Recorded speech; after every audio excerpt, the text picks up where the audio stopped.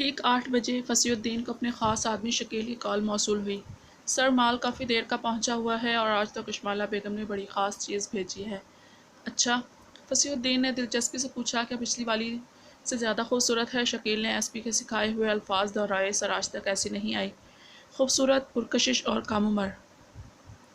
بس 2 چھوٹی چھوٹی خامیاں ہیں۔ ایک بلا کی مہنوش لگتی ہے کہ جس وقت سے پہنچی ہے ایک بوتل خالی کر کے دوسری کو جڑی ہے، اور دوسرا ذرا بے باک ہے، آتے ہی لباس اتار کر فقط پینٹی کوٹ میں لیٹی ہے، گورے بدن پر کالا پیٹی کوٹ۔ یقین مانیں اگر آپ کا ڈر نہ ہوتا تو مجھ سے ضرور کوئی گستاخی ہو گئی ہوتی۔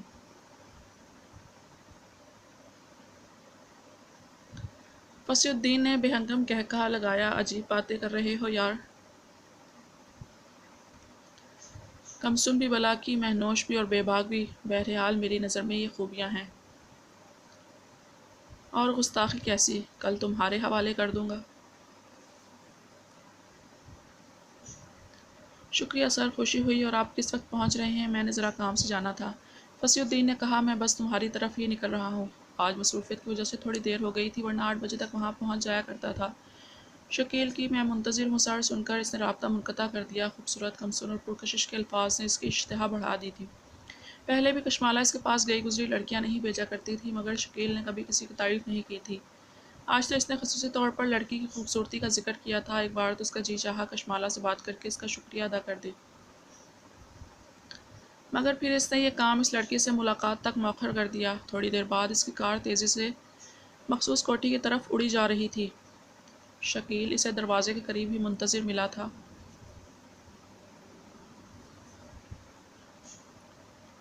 سر، آپ کے منہ سے اس کی تعریف کل سن لوں گا، اس وقت اجازت دیں۔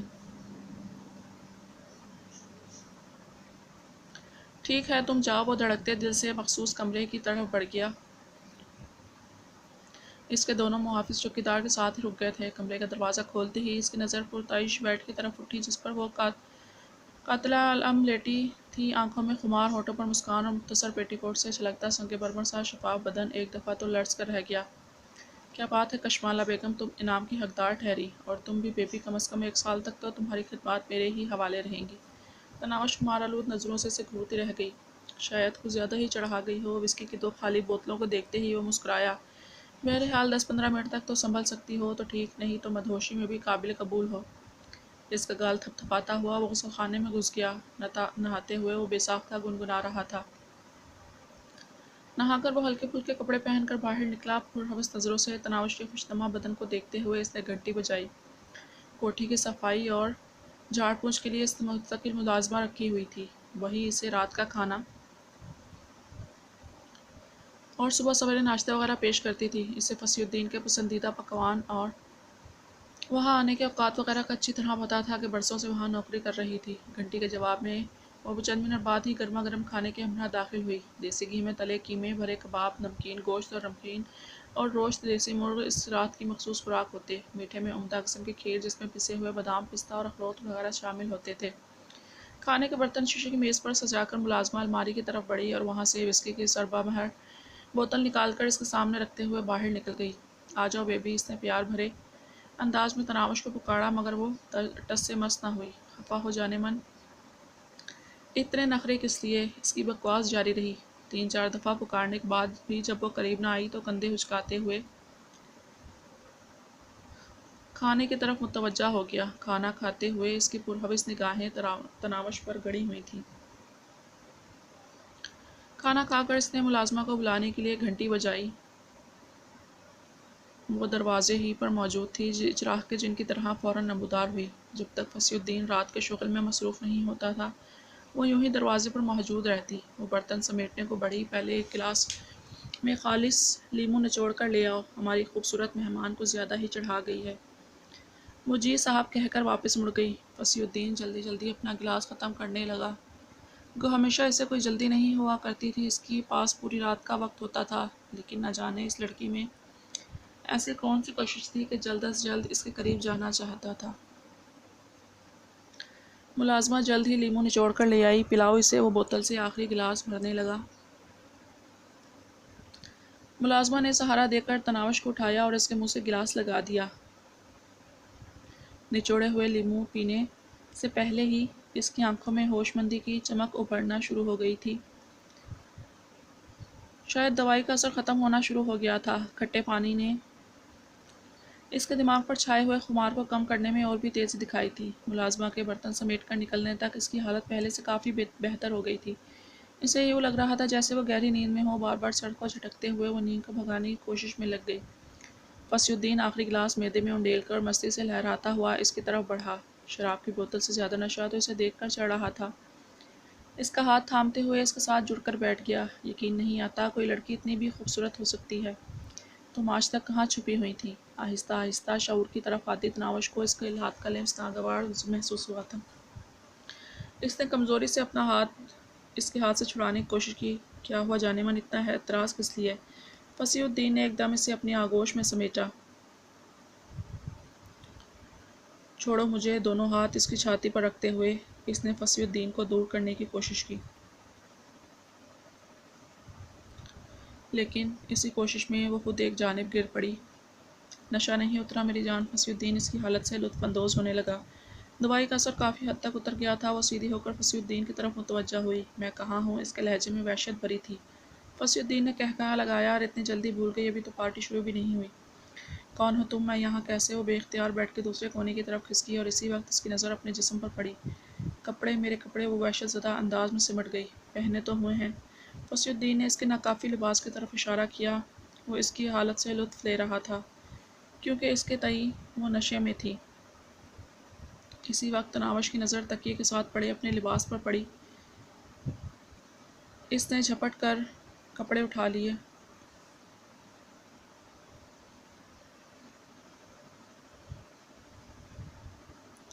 جانے من، ابھی پہننے کا نہیں، اتارنے کا وقت ہے۔ فصیح الدین نے اسے پچکارتے ہوئے کپڑے اس کے ہاتھ سے لینے لگا۔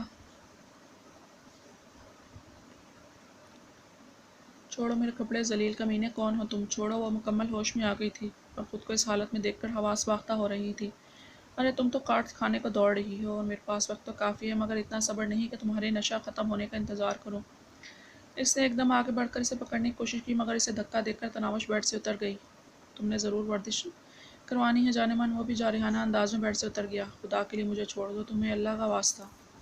تناوش گڑ گڑانے لگی۔ پریشان کیوں ہوتی ہے جانے من؟ کوئی پہلی بار تو نہیں ہے کہ تمہیں ڈر لگے؟ تمہارا تو کاروبار ہی یہی ہے۔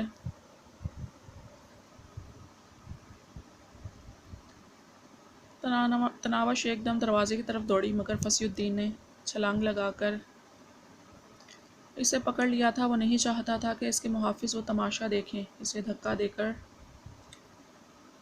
بیڈ پر گراتے ہوئے وہ اس کی طرف بڑھا۔ شاید تمہیں زبردستی میں ہی مزہ آتا ہے، پرہوس لہجے میں کہتے ہوئے وہ اس کی طرف بڑھا۔ خدا کے لیے چھوڑ دو! تناوش نے اس کے سامنے ہاتھ باندھ دیے، اور پھر فصیح الدین کو بے نیازی سے اپنی جانب بڑھتا دیکھ کر وہ چلائی، بچاؤ! بچاؤ! کوئی ہے؟ میں ہوں نا! اس کے چیخنے چلانے کی پرواہ کیے بغیر اس کی طرف بڑھتا گیا۔ کبیر آ جاؤ نا! اس کے دل نے شدت سے کبیر دادا کو یاد کیا۔ تم نے وعدہ کیا تھا میری حفاظت کا، کہاں ہو؟ آ جاؤ نا! دیکھو میری خاطر نہیں، اپنی انا اور زبان کی پاسداری کے لیے ہی آ جاؤ۔ یا اللہ، میرے کبیر کو میری حالت کی خیر تو دے دے۔ یا اللہ، اسے میری نجات کا وسیلہ بنا کر بھیج دے۔ اسے بتا دے کہ اس کے دھتکارنے پر میں کس طرح بھیڑیوں کے چنگل میں پھنس گئی ہوں۔ کہتے ہیں مشکل گھڑی میں اللہ پاک یاد آتا ہے، پھر بھی وہ شخص یاد آتا ہے جس سے انسان بہت محبت کرتا ہے۔ وہ بھی اللہ پاک سے کبیر دادا کو وہاں لانے کی دعائیں کرنے لگی، اور مناجات کے ساتھ اس کی حرکت بھی نہیں رکی تھی۔ وہ بیڈ کے دوسری جانب اتر گئی۔ فصیح الدین بیڈ سے گھوم کر اس کی طرف بڑھا، اور بھاگ کر دوسری جانب گھوم گئی۔ وہ ہونٹوں پر زبان پھیرتا ہوا بولا، اف، تمہارا تو پتہ نہیں، مگر مجھے چوہے بلی کے کھیل میں مزہ آ رہا ہے۔ تمہیں اللہ کا واسطہ ہے، سونے رسول کا واسطہ، مجھے جانے دو۔ اس نے ایک مرتبہ پھر دہائی دی۔ یہ کہتے ہوئے وہ کوشش کر کے پھر سے دروازے کی جانب بھاگی۔ فصیح الدین نے 2 چھلانگوں میں اسے جا لیا۔ اب پکڑی گئی ہو اور کھیل شروع۔ فصیح الدین نے اسے دونوں بازوؤں سے پکڑا۔ چھوڑو مجھے ذلیل کمینے! بچاؤ! بچاؤ! وہ مچل کر اس سے جان چھڑانے لگی۔ ساتھ وہ زبان سے چیخنا بھی شروع ہو گئی تھی، مگر فصیح الدین کا اس بھاگ دوڑ سے دل بھر چکا تھا۔ مچلتی حسینہ کو اپنی جانب کھینچتے ہوئے وہ مکروہ لہجے میں بولا، اب بس بھی کرو، نہ جانے من اتنی بیرخیاں بھی اچھی نہیں ہوتی۔ تناوش کے گڑگڑانے، چیخنے چلانے اور اسے برا بھلا کہنے کی وہ مطلق پرواہ نہیں کر رہا تھا۔ خدا کے لیے چھوڑ دو، مجھے جانے دو، معافی دے دو۔ تناوش نے دونوں ہاتھ اس کے سامنے باندھ دیے۔ جانے من، تم چھوڑنے کی چیز تو نہیں ہو، اس نے پرحبس لہجے میں کہتے ہوئے اسے اپنی جانب کھینچا۔ تناوش نے چیختے ہوئے آنکھیں بند کر لیں۔ اس کی بدبختی اور بد نصیبی پر فصیح الدین کی ہوس کی مہر ثبت ہونے میں کوئی شبہ باقی نہیں تھا۔ اس نے سارا دن گھر پر ہی گزارا تھا۔ راحت خالہ نے ناشتے اور دوپہر وغیرہ کے کھانے کی بابت پوچھا، مگر اس نے انکار کر دیا۔ کمرے کی ابتر حالت دیکھ کر اس نے سامان سمیٹنے کی کوشش کی، پر وہ غصے اور بیزاری بھرے لہجے میں بولا، راحت خالہ، رہنے دو۔ صاحب جی۔ اس نے کچھ کہنے کے لیے لب کھولنا چاہے، کہہ دیا نا۔ قطع کلامی کرتے ہوئے اس نے راحت خالہ کو کمرے سے چلے جانے کا اشارہ کیا اور وہ سر جھکاتے ہوئے باہر نکل گئی۔ نہیں ہے ضرورت ترتیب کی، ایسے ہی رہے گا میرا کمرہ۔ کوئی میرا خیال رکھنے کی نفرت کرتا ہوں میں تم سے، سن رہی ہو نا؟ مجھے تم سے نفرت ہے، بے حد نفرت۔ موبائل اسکرین پر اس کی فوٹو لاتے ہوئے وہ بے ربط باتیں منہ سے نکالتا رہا۔ اب تمہاری کال بالکل وصول نہیں کروں گا، تمہارے کپڑے بھی پھینک دوں گا۔ جینس کی پتلون اور پھولدار قمیض اس نے اپنے ہاتھ ساتھ ہی بیڈ پر رکھی ہوئی تھی۔ تم مجھے نہیں جانتی، میرا نام کبیر علی خان ہے اور لوگ مجھے کبیر دادا کہتے ہیں۔ کبیر دادا کو کسی کی پرواہ نہیں، کسی کی بھی نہیں، تمہاری بھی نہیں۔ تناوش کی گنگناتی ہنسی اس کے کانوں میں گونجی۔ ہنس لو، مگر میں تمہیں بھلا کر دکھاؤں گا۔ کبیر دادا نے کبھی شکست تسلیم کی نہیں ہے اور نہ کبیر دادا کبھی ہارنا جانتا ہے۔ اگر تم سمجھتی ہو تمہارے دروازے پر محبت کی بھیک مانگنے آؤں گا تو بھول ہے تمہاری۔ کبیر دادا کو جھکنا نہیں آتا اور تم جیسی 2 ٹکے کی چھوکری کے لیے میں اپنے مقام سے نیچے آنے کا سوچ بھی نہیں سکتا۔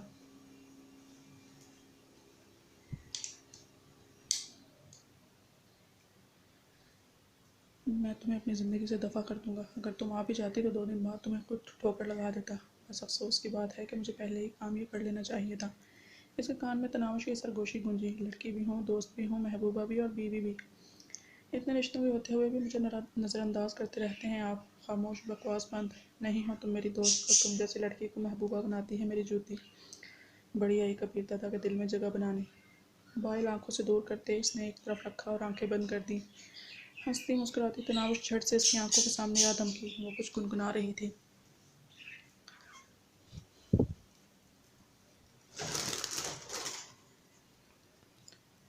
شاید اسے سلانے کی کوشش کر رہی تھی۔ کبیر دادا کی سانس بوجھل ہونے لگی۔ جانے کتنے گھنٹوں سے وہ سو نہیں سکا تھا۔ نیند میں بھی وہ اس کے ساتھ اٹکیلیاں کرتی رہی، ویسے ہی شوق اور شرارت بھرے انداز میں، وہی محبت اور چاہت اور خلوص سے لبریز رویہ، اسی طرح اپنا آپ اس پر نچھاور کرنے کے لیے تیار، پہلے کی طرح اس کا خیال رکھنے والی۔ آنکھ کھلنے پر اس نے خواب کا ہمیں اندھیرا چھایا نظر آیا۔ جاگتے ہی خواب کے خوبصورت مناظر اس کی آنکھوں میں گھوم گئے۔ کہاں چلی گئی ہو تناوش، آ جاؤ نا۔ میں ہارا اور تم جیتی، بس کر دو، اب برداشت ختم ہو گئی ہے، تم بھی تم سے دور تمہارے علاوہ نہیں رہ سکتا۔ تم جو کہو گی وہی کروں گا۔ تم کہتی تھی نا تمہیں چندہ گڑیاں اور جانو کہوں، آ جاؤ، یہی کہوں گا۔ تم میری گود میں لیٹنا چاہتی تھی، قسم سے پوری رات گود میں لے کر بیٹھا رہوں گا۔ میرے ساتھ شاپنگ پر جانے کی خواہاں تھی، جب بھی کہو گی لے کر جاؤں گا۔ میرے ہاتھ سے پہلا نوالا کھانے کی خواہش تھی، وعدہ کرتا ہوں پورا کھانا اپنے ہاتھ سے کھلاؤں گا۔ میری شراب نوشی کی عادت بری لگتی تھی، آ کر آزما لو، تمہارے سامنے کبھی نہیں پیوں گا۔ ساحل سمندر پر میرے بازو میں سما کر سیر کرنا چاہتی تھی، میں بھی اب یہی چاہتا ہوں، ایک موقع تو دے دو، تمہیں اٹھا کر میلوں چلوں گا۔ جب کہو گی کام پر نہیں جاؤں گا، جب چاہو گی ہوٹل میں جا کر کھانا کھائیں گے۔ تم میرا اعتراف سننا چاہتی تھی؟ ہر لمحہ اقرار کروں گا کہ تم دنیا کی خوبصورت ترین پیاری ترین گڑیا ہو، نہ تم جیسی کوئی تھی اور نہ ہوگی۔ آ جاؤ نا گڑیا، بس ایک موقع دے دو، میں ساری زیادتیوں کا ازالہ کر دوں گا، تمہارے ساتھ بارش میں بھی بھیگوں گا، دونوں مل کر چٹنی اور پکوڑے کھائیں گے۔ پتہ نہیں کون کون سے خیال اس کے دماغ میں آ رہے تھے۔ چند لمحے کروٹیں بدلنے کے بعد اس نے بیڈ چھوڑ دیا۔ تھوڑی دیر بعد وہ ٹریک سوٹ میں پہن کر جم میں داخل ہو رہا تھا۔ 10-15 منٹ رسی کود کر اس نے جسم کو گرم کیا اور پھر پنجنگ بیگ پر مکے برسانے لگا۔ پسینہ دھاروں کی صورت میں اس کے چہرے اور گردن پر بہہ رہا تھا۔ مسلسل آدھا گھنٹہ پنجنگ بیگ کی پٹائی کر کے گلوز اتارے اور گہرے سانس لیتا ہوا جم سے باہر نکل آیا۔ اچانک اس کا موبائل فون بجنے لگا۔ اسکرین پر پڑھنے والا بغیر نام کا نمبر اس کا دل دھڑکا گیا۔ اسے لگا تناوش کا ہی فون ہے۔ دل ہی دل میں اپنا مقدمہ لڑنے کے لیے تیار ہو کر اس نے کال وصول کرنے کا بٹن دبایا۔ السلام علیکم، کیا میں کبیر دادا سے مخاطب ہونے کی سعادت حاصل کر رہا ہوں؟ نامانوسی آواز سے جس کے دل میں مایوسی بھر تھی، بولیں اس کے لہجے میں بیزاری تھی۔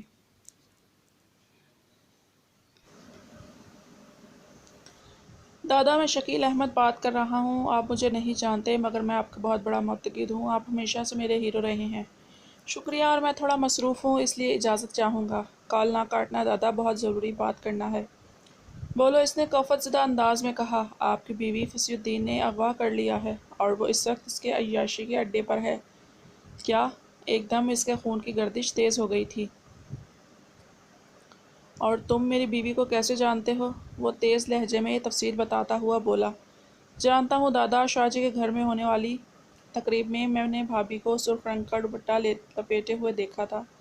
بدقسمتی سے میں فصیح الدین صاحب کے عیاشی کے اڈے کا انچارج ہوں، اور ابھی تھوڑی دیر پہلے 2 آدمی انہیں لے کر میرے پاس آئے تھے۔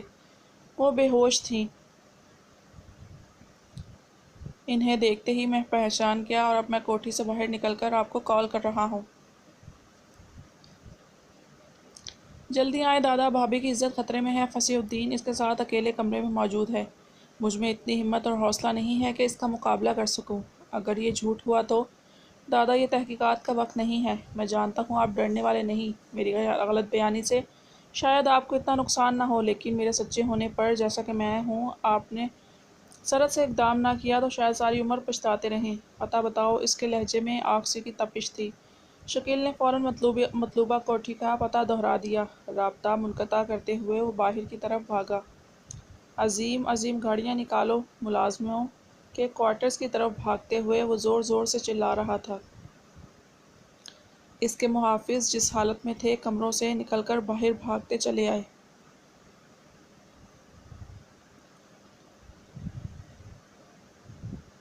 گاڑیاں نکالو، وقت نہیں ہے، وہ دہاڑا۔ اس کے ڈرائیور شہزاد نے سرت سے گراج میں کھڑی مرسیڈیز باہر نکالی، اور اس کے ساتھ والی نشست پر جگہ سنبھالتے ہوئے وہ چلایا۔ جلدی چلو، اورنگ زیب کالونی میں جانا ہے۔ شہزاد نے ہارن پیٹتے ہوئے کار بھگا دی۔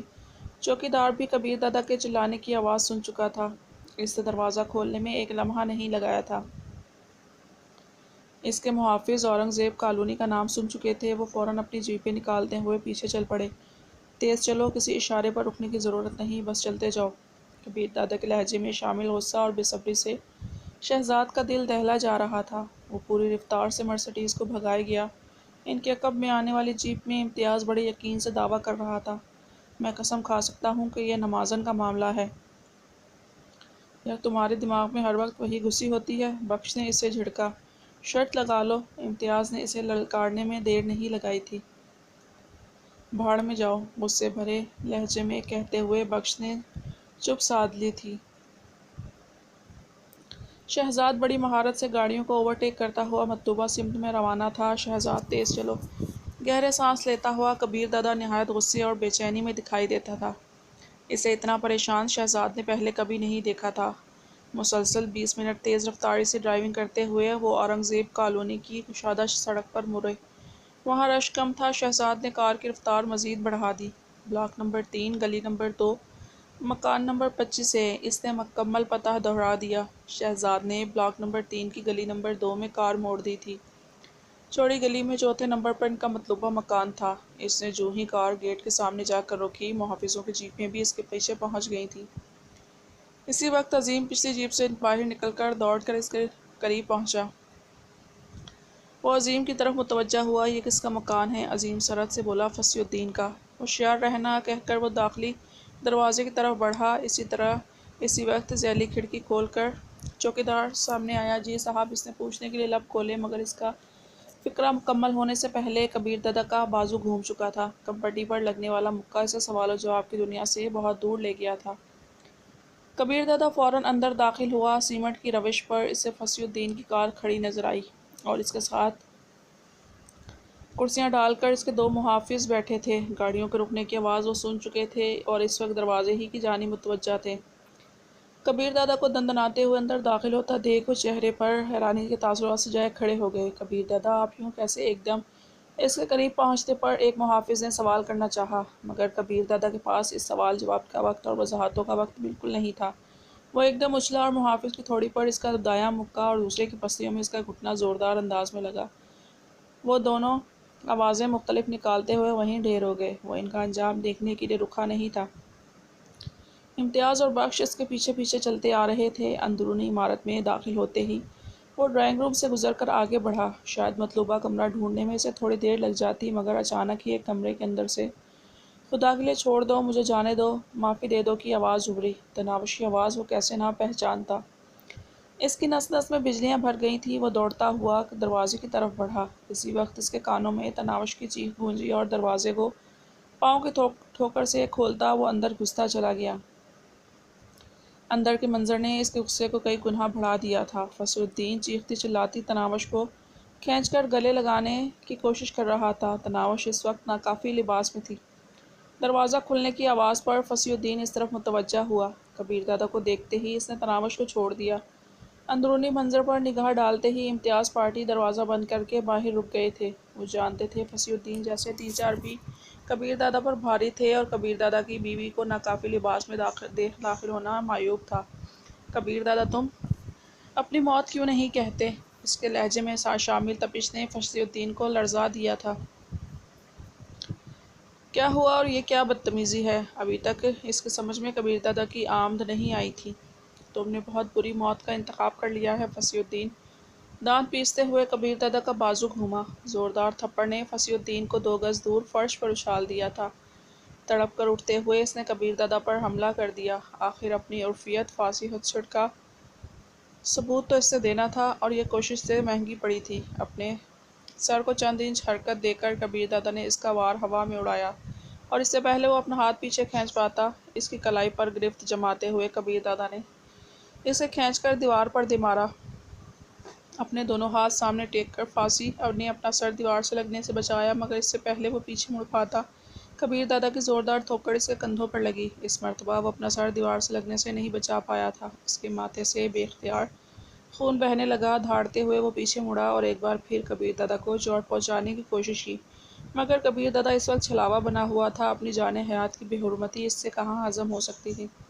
فاسی کے حملے کو ناکام بناتے ہوئے کبیر دادا نے اس کا بازو پکڑ کر اپنی جانب کھینچا اور بازو سیدھے ہوتے ہی اس کی ہتھیلی کا اندرونی حصہ زوردار انداز میں فاسی کی کونی سے جوڑ کر ٹکرایا۔ کھٹاک کی آواز کے ساتھ فاسی کے منہ سے زوردار چیخ برآمد ہوئی۔ اس کا بازو کوہنی کے جوڑ سے ٹوٹ گیا تھا۔ اس کی چیخ سے بے پرواہ کبیر دادا نے اس کے دوسرے بازو کو پکڑ کر مڑوڑا۔ وہ بے اختیار الٹا گھوم گیا۔ اس کی پیٹھ پر دائیں لاٹ ٹیکتے ہوئے کبیر دادا نے اس کی بازو کو پیچھے کھینچا۔ اس مرتبہ فاسی ہٹ چٹ کے منہ سے پہلے سے بھی زوردار چیخ نکلی۔ اس کے دوسرے بازو کا جوڑ کندھے سے نکل گیا تھا۔ اس کا جسم اور تکلیف کی شدت سے مسلسل کانپ رہا تھا۔ کبیر دادا اس کی اذیت سے بے پرواہ اپنے کام میں لگا ہوا تھا۔ اس کے کانوں میں تو بس تناوش کی چیخ اور گڑگڑانا ہی گونج رہا تھا۔ فاسی کو گردن سے پکڑ کر اس نے ایک ہی ہاتھ سے اوپر اٹھایا اور اس کے دونوں بازو بے ہنگم انداز میں دائیں بائیں لٹک رہے تھے۔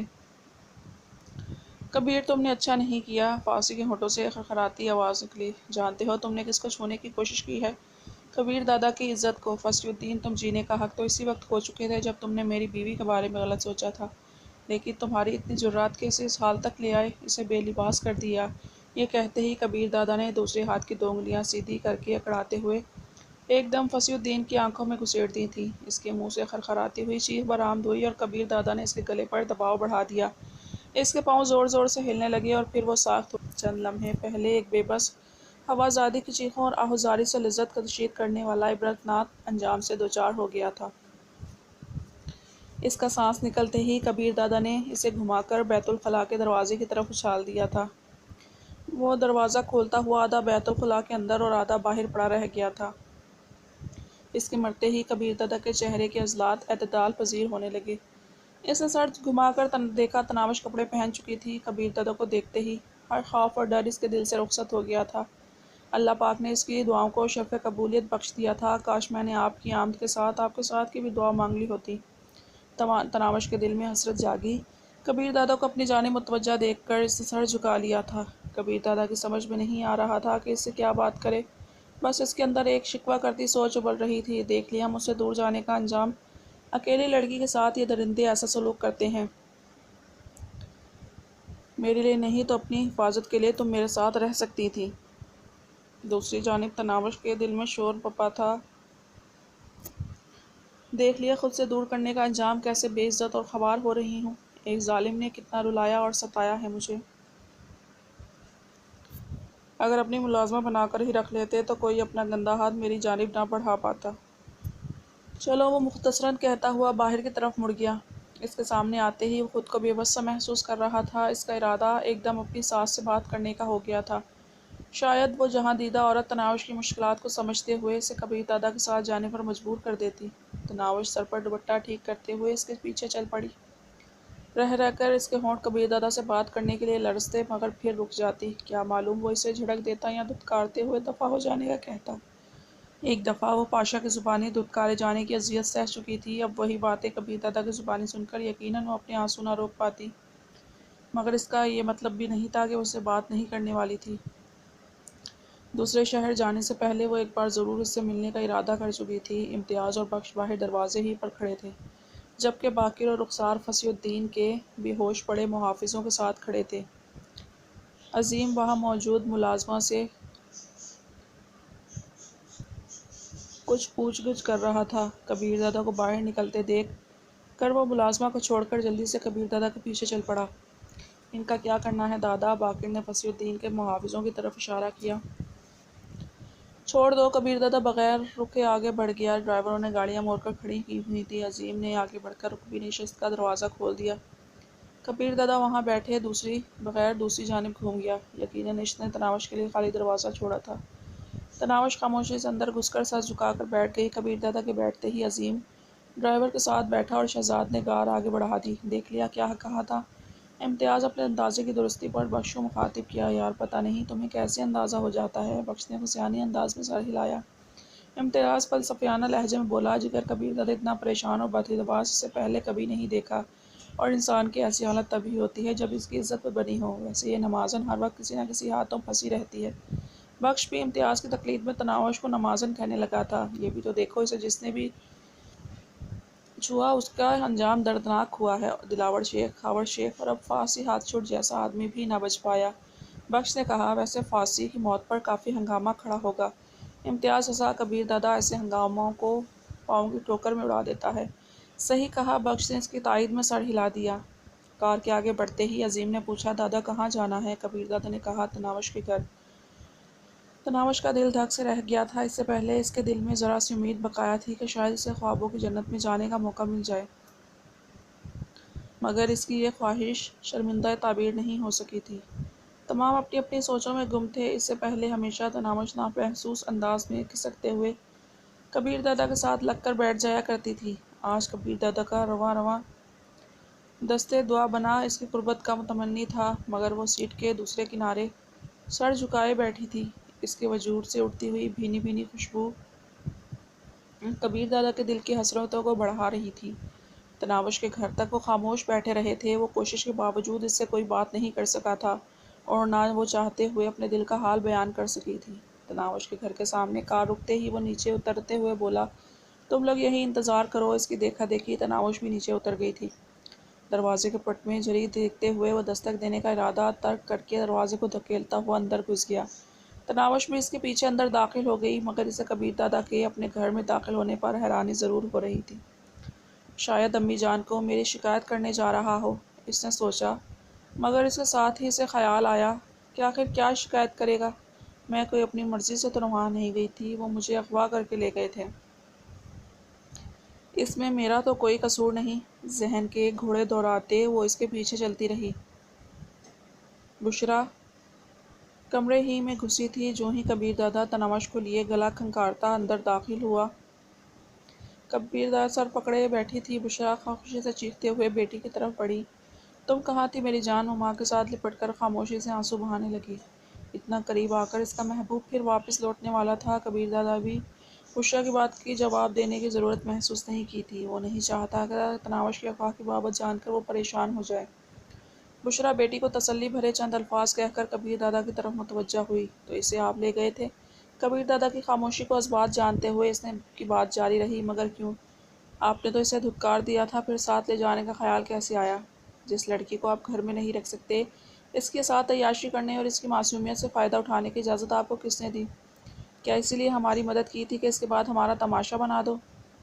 آپ سے تو وہ دلاور شیخ ہی بہتر تھا جو میری بیٹی کو ہمیشہ ہمیشہ کے لیے اپنانا چاہتا تھا۔ ماں جی نہیں، تناوش نے تڑپ کر ماں کو روکنا چاہا، جبکہ کبیر دادا ششدر کھڑا اس کی باتیں سن رہا تھا۔ وہ ساری باتیں اس کے سر سے کافی اوپر گزر رہی تھیں۔ تم خاموش رہو، بیٹی کو جھڑک کر وہ کبیر دادا کی طرف متوجہ ہو گئی۔ آپ بھرے مجمع میں نکاح پڑھوا کر میری چاند سی معصوم بیٹی کو دلہن بنا کر لے گئے تھے، اور 4 دن کسی گاہک کی طرح اسے نوچ کھسوٹ کر دھتکار دیا۔ کیا آپ کے آفر کیے ہوئے روپے میری بیٹی کے دکھ درد کا درمان ہو سکتے ہیں؟ جانتے ہو وہ معصوم 2 دن سے کیسے تڑپ رہی ہے، کیسے گڑ گڑا رہی ہے کہ آپ کے پاس جا کر منت کروں کہ میری بیٹی کو بیوی نہیں، ملازمہ ہی بنا کر رکھ لو، تنخواہ بھی نہیں لے گی، کسی کا حق کا مطالبہ بھی نہیں کرے گی، بس ایسے خود سے دور نہ کرو۔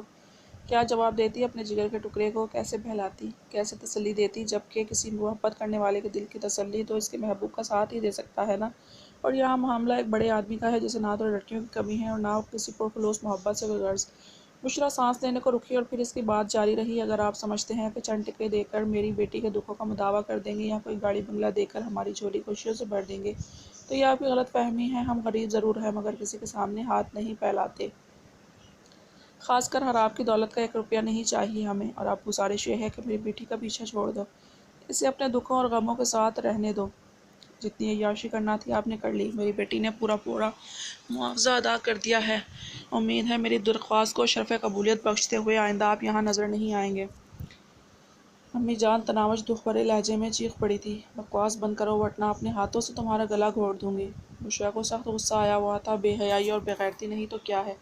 2 دن پہلے گھر سے نکالا، آج دل چاہا تو پھر اٹھا کر لے گیا اور چند گھنٹوں بعد دوبارہ واپس چھوڑنے آ گیا۔ کیا طوائف ہو تم یا اتنی بے غیرت ہو گئی ہو جسے اپنی عزت، شرم اور حیا کا کوئی پاس ہی نہیں؟ مجھے بات کرنے کی اجازت ہے خالہ؟ بشریٰ کے ہونٹوں کی حرکت رکتے ہی اس نے دھیمے لہجے میں پوچھا۔